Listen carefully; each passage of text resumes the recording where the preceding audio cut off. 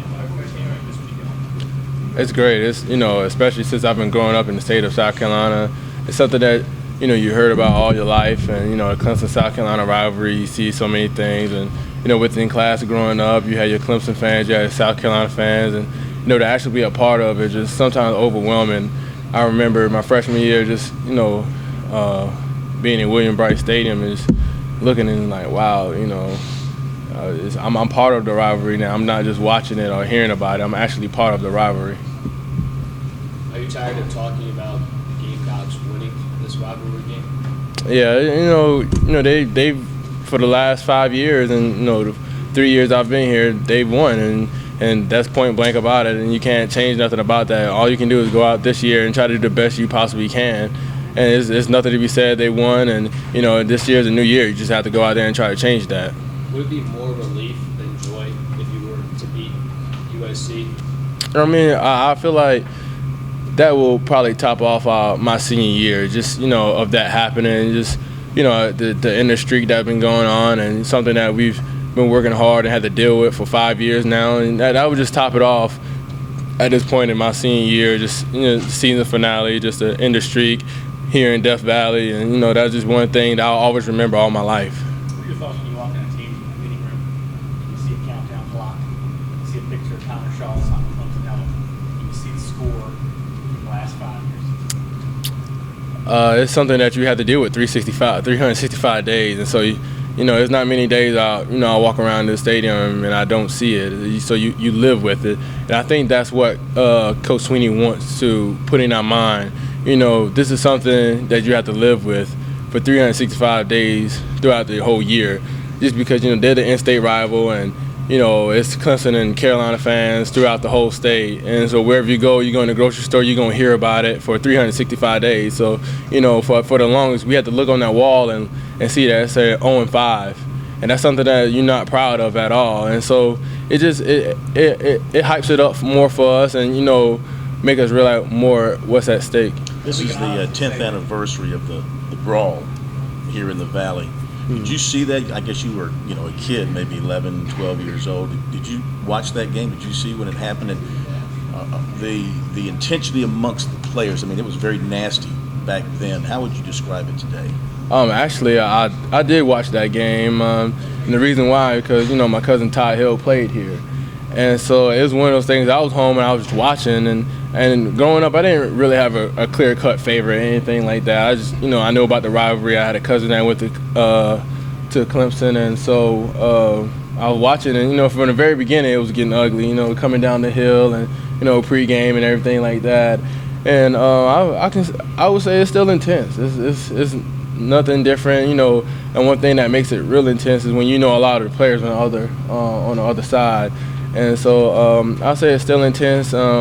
Hopefully nothing like that ever happens again, because both of the teams resulted in not going to a bowl game. And, that's something we definitely don't want on both sides. But, yeah, it's still an intense rivalry when you're out there. You know what's at stake, and, it's a little different from most. What's a town like St. George, your hometown, like on game day, on this particular game day? Coming from a small town, it's very divided. Very divided. Just like in my dad's job, you got Carolina fans and you got Clemson fans. You got, when you lose, somebody gonna come in with a tiger on a rope, or if you gonna come in with a chicken on a rope, and that's just how it is in a small town. That's coming from a rural area. That's in the state of South Carolina. That's one thing that you look up to all year. That's the big event of all year. Then you got the fair and things like that. But the Clemson and Carolina game, that's something big, and that's something our parents have to live with, and it's just a big game to me ever since I've got to Clemson. But coming from a small town, you got your Carolina fans, you got your Clemson fans, and in the end, it's just bragging rights throughout the whole year. Do the fans, the two sets of fans in a small town like that, do they watch the game together, or is it completely divided? Like Clemson people are going to be at their house and the Carolina people there, or does everybody, are there instances where they kind of get together and watch? I feel like it's more of together, and I think that's what creates more of the rivalry, because you're right there side by side watching it, happen. And you'll get some instances where something happened throughout the game and one of the fans team doesn't do it, somebody will walk out or something like that, or it's real intense with the rivalry. It's so many different ways that people handle it, but from my experiences, I know a lot of fans there actually have people, Carolina fans and Clemson fans, within the same household, and so you got a lot of signs down there said house divided. So that's real big down there.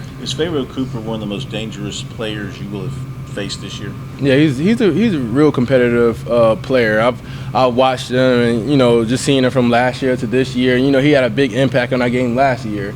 And so just to see the amount of success he's had since he's been a freshman and now a sophomore, and I think he's a great competitor, a great football player, and he brings it every day.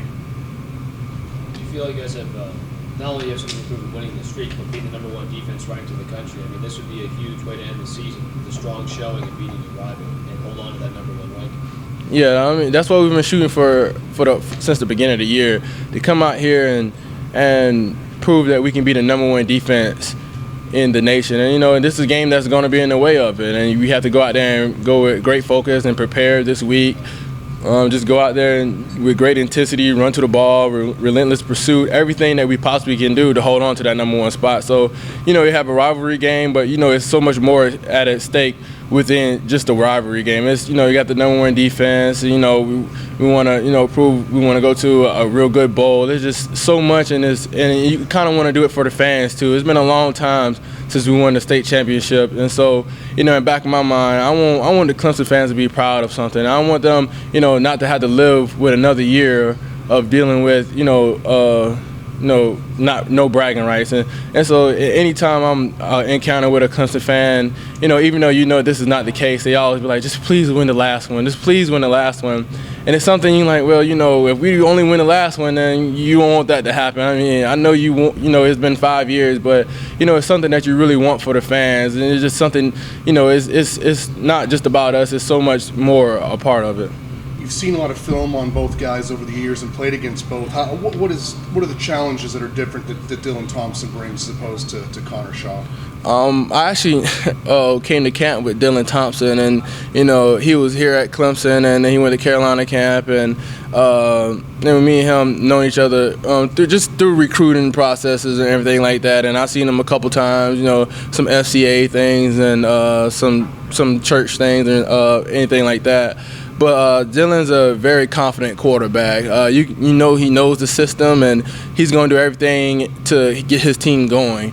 He's a real team leader. He tries to do everything involving the team. It's never a me with Dylan Thompson, and that just knowing him by through the years that I have the chance to meet him and talk to him, and a great guy. He's going to do ultimately whatever he can to get his team prepared, and he's always congratulating the other team, or he congratulates his teammates for helping him with the success, and that speaks a lot about a guy.